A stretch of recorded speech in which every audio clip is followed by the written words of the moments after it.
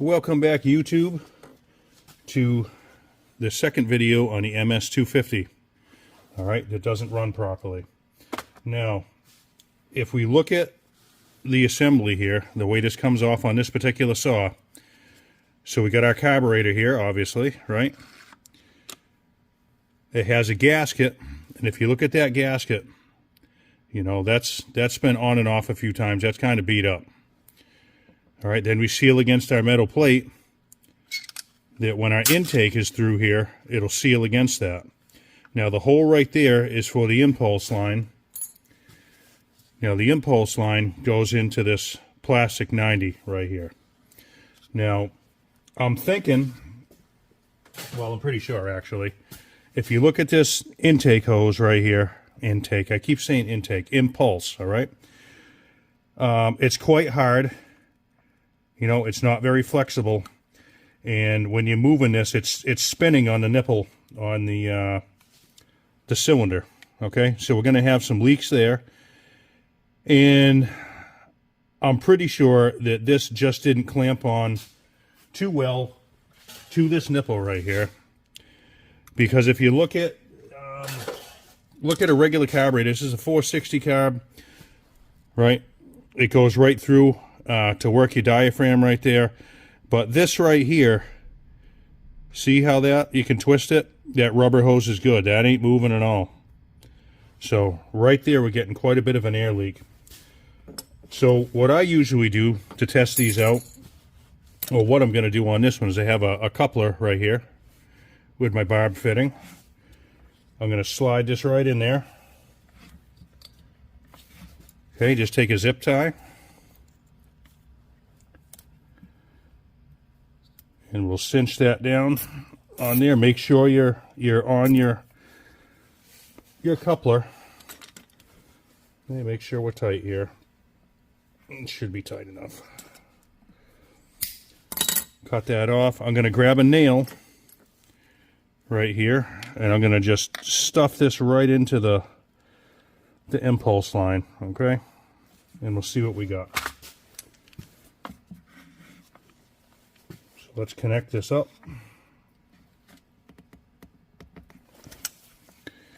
And let's see if I can get a decent picture here for you. Video. So we're going to go ahead with, okay, we got vacuum here. Okay, look at that. Now we're pulling some vacuum. Let's try and wiggle this around and see if we drop a little bit. Okay, so it's not so bad with vacuum. Vacuum and pressure affect seals in different ways. So vacuum might hold, pressure might not. So let's try pressure. Okay, we're building slowly. Sorry this thing's moving around here. But when we get to the finished or the desired pressure, or somewhere around there, we'll stop. Okay. See if I zoom in here a little more. All right, now let's wiggle this a little bit. Okay, see that? Look at the pressure dropping. So that's probably the major problem we have here. It might not be the whole problem, but at least we got to start. All right, now in order to change his intake hose, or intake boot anyways, which I'm going to do, it looks like we're going to take the engine out of the saw, because this plastic piece right here, you know, slides on there, and that's what clamps that intake boot to the cylinder. It's not like, you know, the other saws that actually have a physical clamp on there, and you can clamp it down. So if I get to go this route, and I'm going to take that off, I'm pulling the motor out, going to pull the flywheel off, all your clutch assembly and your brake and all that stuff. I'm going to go ahead, I'm going to do crank seals, I'm going to do the bottom seal of the clamshell, everything. Well, it's all apart. Because why would you want this coming back, right? You do it once, and the parts, believe it or not, are only like $110 for everything. That's the intake boot, the impulse line, fuel line. I got an oil, or with the filter also, Oil line and filter. I said crank seals, hopefully, and that's about it. So I'm going to rip this thing apart, and we'll do a little more to it.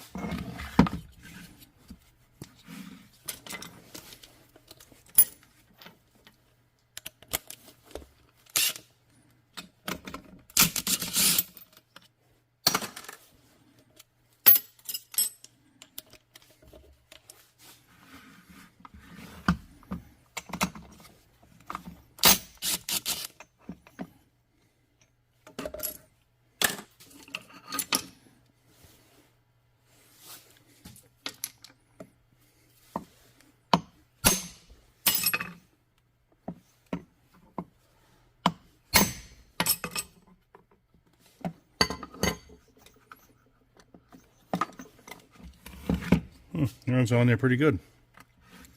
I'm using a brass drift, and I usually like to do this. I don't have a puller to take this off. One more good whack here. Whoop. There we go. Okay, make sure your keyway's in there.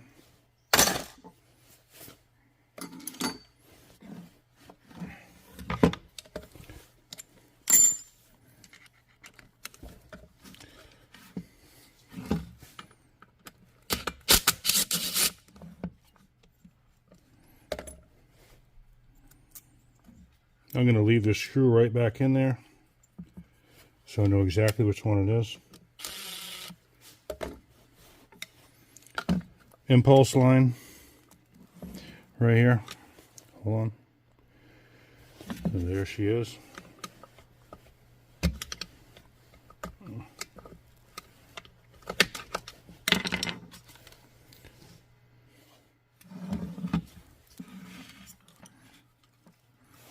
Okay, already fell out. Look at that. Oh boy. Look at, boy, is that hard. Okay. Get our clutch off.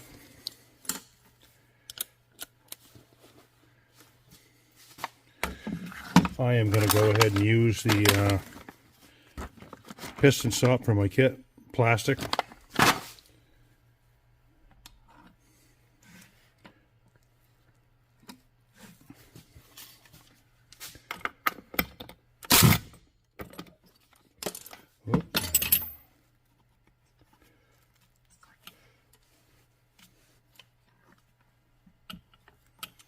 They give you a smaller one too. I might have to use that one. It looks like it's in there. Let's try this out.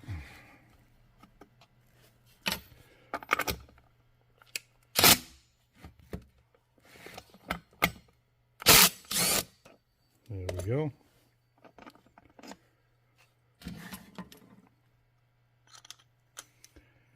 Okay, keep track of how all this stuff goes together.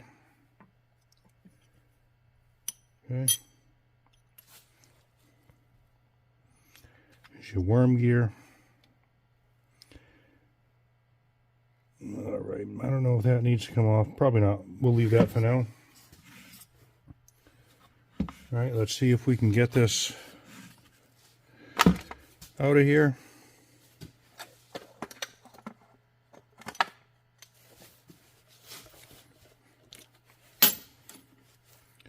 I may have to take these off. You know what? I will.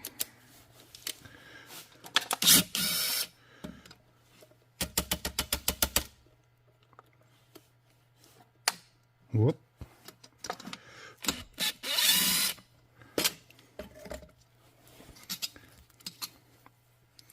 Just for now. I could take the brake handle off. I'm just not gonna deal with that stuff. But boy, we get a pretty good seal here, don't we?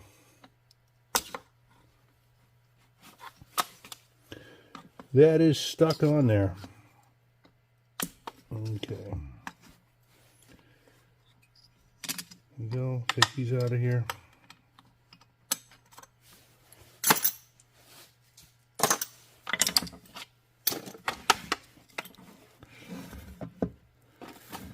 Okay, let's undo our bottom screws here.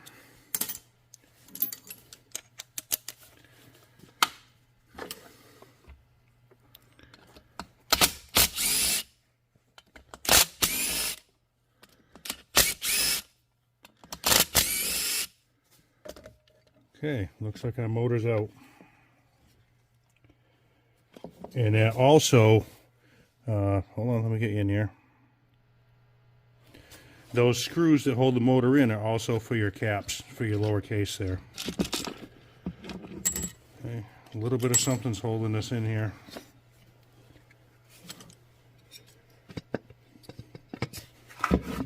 I think I'm going to go ahead and peel this off,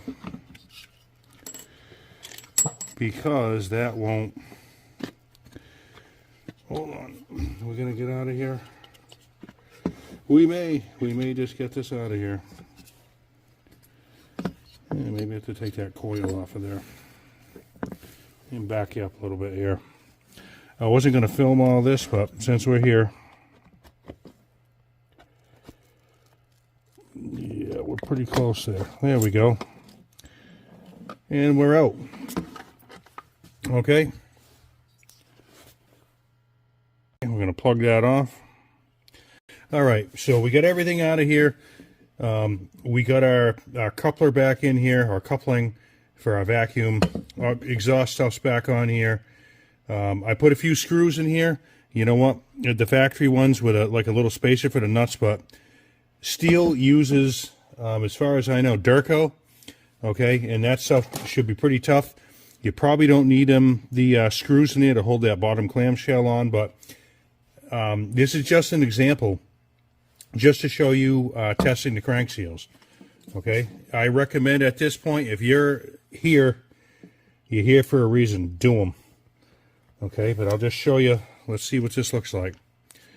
And again, those crank seals, as far as using soapy water, right here, just any dishwashing detergent or whatever, with a little bit of water in a spray bottle.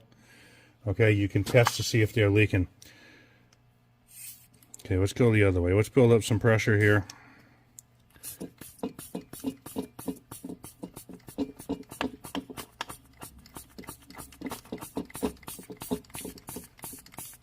Again, I apologize if it's rocking around.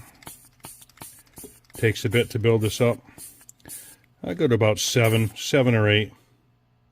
Okay, now let's just do this. Let me get you in here.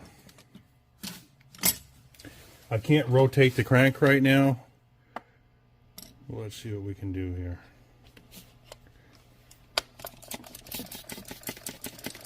Come on.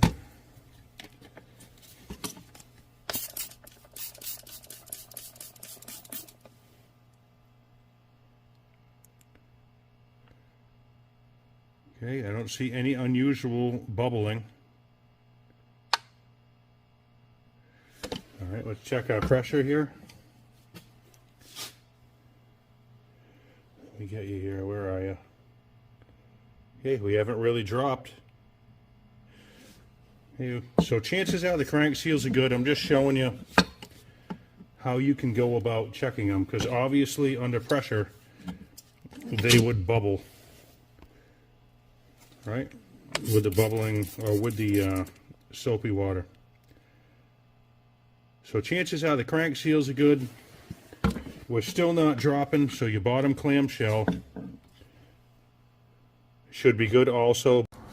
So I got my parts here: fuel line, filter, intake poop, impulse line, oil and oil filter, crank seals, the carb gasket right here, and the Zama carb kit. So tonight's Thursday, and I'm either going to put this together Friday or Saturday, kind of short notice, but if any of you guys want to see any of this or what I'm doing assembling, I'll do the best I can. Leave a comment. Like I say, short notice, sorry about that, but let me know. As usual, I appreciate you guys hanging in there, and thanks for watching.